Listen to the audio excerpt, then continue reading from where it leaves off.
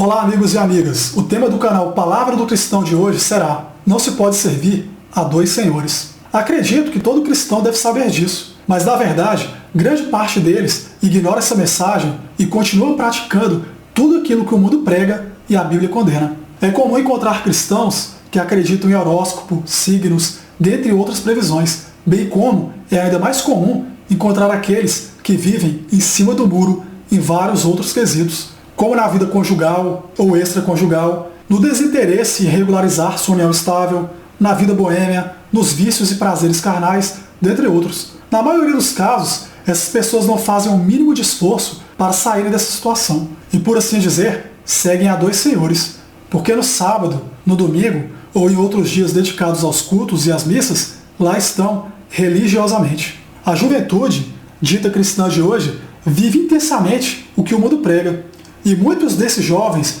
participam de grupos vinculados a alguma igreja.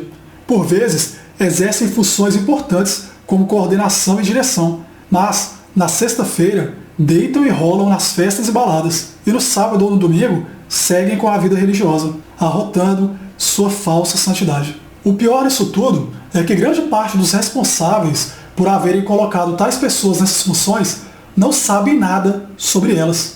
Sequer têm a ciência se estão realmente cumprindo com seus deveres como cristão ou com as regras da denominação religiosa. Em muitas igrejas, ser cristão significa que tudo convém e tudo é permitido, desde que no domingo você cumpra com a agenda e frequente a igreja. O cristão morno não é de fato cristão, porque ele vive no meio termo, não renunciou ao pecado, mas ao contrário, traz ele consigo a todo momento. Ser cristão é ser radical, é andar na contramão do que o mundo prega. Se você é cristão, mas para aproveitar a vida, frequenta bares, baladas e festas, você está plantando a sua própria condenação. Quem já conhece a palavra e não a segue, está mais suscetível a cair do que aquele que não conhece. Aqui, não imponho que a pessoa deve viver uma vida totalmente destinada à sua casa, ao trabalho e à igreja. A pessoa pode sim procurar outras atividades, inclusive de lazer.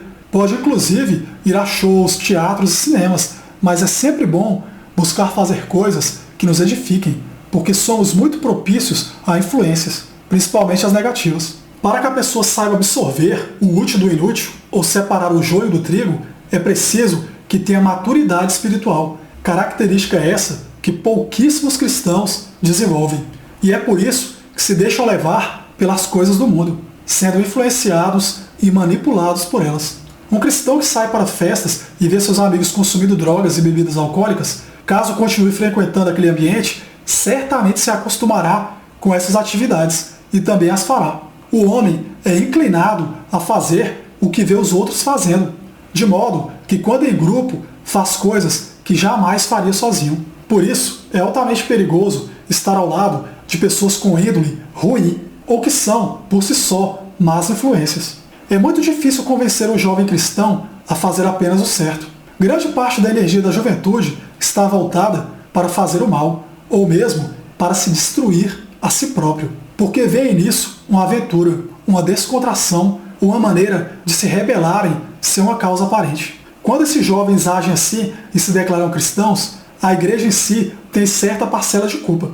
Primeiro, porque a evangelização parece ter falhado em algum ponto, ou os formadores espirituais e líderes parecem que não estão acompanhando os seus discípulos como deveriam.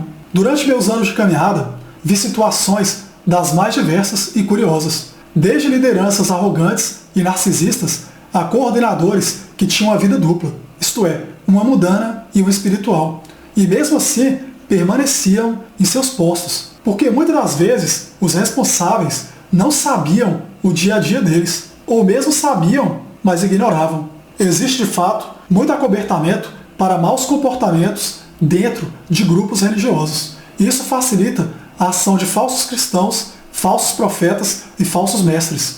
Há muita arrogância disfarçada de humildade, falsidade de bondade, caridade de vaidade e achismos de profecias. Se for para seguir a Cristo, que sigamos de verdade e não em cima do muro. Ou ao menos, tentemos. Ser honesto sempre é o melhor a se fazer. Deus prefere aquele que se esforça de maneira verdadeira para segui-lo do que aquele que diz seguir, mas se rende ao seu passado. O falso cristianismo nunca esteve tão evidente. E de fato, algumas denominações religiosas pregam que o cristianismo seja exercido da forma mais diversa possível. Enquanto a igreja primitiva juntava pessoas e dividia bens, as igrejas de hoje somam bens e dividem pessoas. O dízimo é o mais importante. Assim, se você for um dizimista fiel, pouco importa o que você faz fora da igreja. Vivemos na era de pastores e pregadores que não conhecem as Escrituras e tampouco o Deus verdadeiro, mas sim um Deus de poder e de riquezas. A teologia da prosperidade está tão em alta que muitos acreditam que Deus tem a obrigação de favorecer financeiramente aqueles que afirmam segui-lo. É como uma espécie de contrato, no qual cada um cumpre com a sua parte. Assim, o cristão vai à igreja e paga o dízimo, e em contraprestação, Deus o enriquece. Esquecem-se que devemos buscar primeiro o reino de Deus e tudo mais nos será acrescentado. Já vi algumas pessoas dizerem que o fato de a porta do céu ser estreita e que, embora muitos são chamados, mas poucos são escolhidos, seria uma derrota para Deus, já que a humanidade não seria totalmente salva, mas apenas uma ínfima parcela dela. Contudo, esse pensamento é errado. Jesus nos livrou do pecado, se sacrificou por nós, tornando possível a nossa salvação. Só é realmente condenado quem busca a condenação. O problema é que hoje a maioria das pessoas busca o mal e se afasta do bem. Por exemplo, vemos nos dias atuais cristãos defendendo fervorosamente o aborto e a pena de morte, enquanto outros criticam dogmas, regras e mandamentos, já que querem seguir a Deus à sua maneira.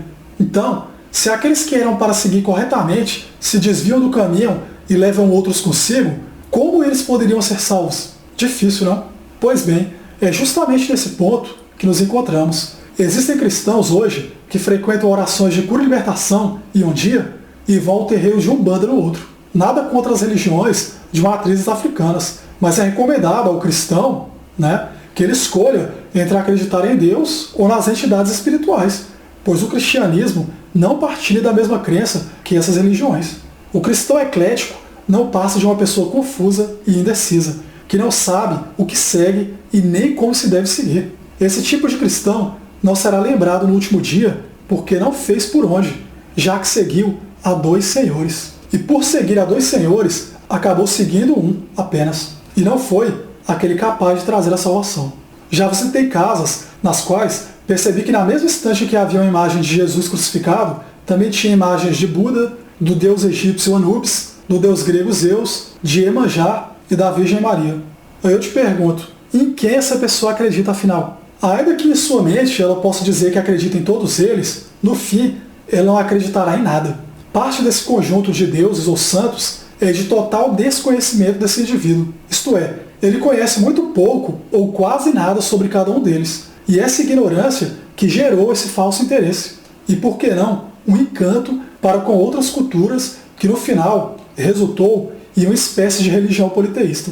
Se essa pessoa fosse estudar a fundo, perceberia claramente que no cristianismo existe apenas um Deus, e não vários deuses ou semideuses. Portanto, não existe hierarquia ou subclasses de entidades divinas, mas um único Deus em três pessoas, que chamamos de Trindade Santa ou Santíssima Trindade, que é formada pelo Deus Pai, pelo Deus Filho e pelo Deus Espírito Santo. Ser eclético, quando o assunto é religião, não gera outra coisa senão confusão, pois muitas coisas que são permitidas em uma religião são proibidas na outra. Apenas como exemplo, pode-se citar a proibição do consumo de determinadas carnes ou a guarda de determinado dia da semana. Ao final, chegamos à seguinte conclusão: não podemos servir a dois senhores, porque ou estaremos seguindo a apenas um, ou não estaremos seguindo a nenhum. E isso nos coloca em uma posição na qual abrimos mão da nossa própria salvação. Devemos, valendo-se do livre-arbítrio, escolher o que queremos de fato. Se esconder atrás da Bíblia ou usá-la como escudo apenas quando convém, não nos torna cristãos, mas falsos cristãos, o que é pior do que não sê-lo. Eu encerro mais este vídeo por aqui. Um abraço a todos e fiquem com Deus. Até mais.